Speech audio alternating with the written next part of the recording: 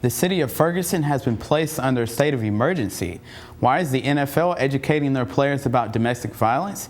And find out what Tennessee volunteer player has been suspended. A sorority at Mississippi State University is hoping to educate students about gun laws. Also, what celebrity recently got married? And a new movie is set to hit the box office next year. And what popular TV celebrity is back in the news? We'll tell you about all that coming up right here on Channel 98. You're watching Take 30 News. Vikings safety Orlando Thomas died at the age of 42 this past Sunday night. Thomas has been battling ALS since he revealed his illness in 2007. Before being diagnosed, he weighed 225 pounds. Before he passed, he weighed a mere 75 pounds. Close friends say, quote, Orlando fought this disease with tenacity and optimism. Throughout his difficult balance, he refused to allow ALS to define him, instead putting others' needs in front of his and focusing on making those around him smile, end quote. Point guard Derrick Rose is finally back in action as the Chicago Bulls played against the Detroit Pistons Monday night. Over the last 2 seasons, Rose has only played 10 games in a total of 10 games. He's recently been out for 4 games this season due to 2 sprained ankles. Rose returned to the court energized, strong, and back at full strength. By halftime, he had 13 points and 5 assists. By game's end, Rose had scored 24 points and 9 assists, shooting 45% from the field. The Bulls defeated the Pistons 102-92. 4.4 magnitude earthquake hit Los Angeles near the Santa Monica fault line early Monday morning. According to USA Today, the quake was centered in San Fernando Valley, 6 miles north of UCLA. The strike occurred 5 miles underground. However, the shock did not affect the rail systems and no damages have been reported.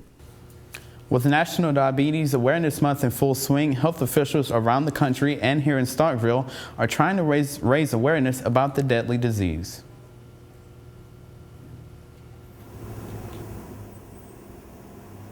For health officials around the country, Diabetes Awareness Month is vital in helping to spread awareness and prevention education. Even here at Mississippi State, the nurses and dietitians are doing their part to help spread awareness. Mandy Conrad, who is a dietitian in the Student Health Center, says students can help themselves later in life by starting prevention now. And also from the prevention side of it, activity is one of the #1 things you can do to decrease your risk. And this is going to help for a couple of reasons. It helps with weight management, and carrying around a little extra weight we know increases your risk of developing diabetes. So exercise is one of the best things you can do to help control your weight. So that's going to impact your risk factors for diabetes. Who are already fighting the disease, there are numerous ways to get help. Nikki Yateman, who works in the Diabetes Management Center at Oktibbeha County Hospital, says that education about the disease is the most important factor in fighting it. Much of the state of Mississippi is definitely at risk for type 2 diabetes in particular. It's the type of diabetes that comes on more gradual over time. There is some genetic predisposition. So if you know that your mom, dad, or brother or sister have diabetes, that puts you at higher risk. If you know you tend to be the type of person who gains extra weight, specifically more around the midsection, then your risk factors for having diabetes are a little bit higher than some of the rest of us. Come back.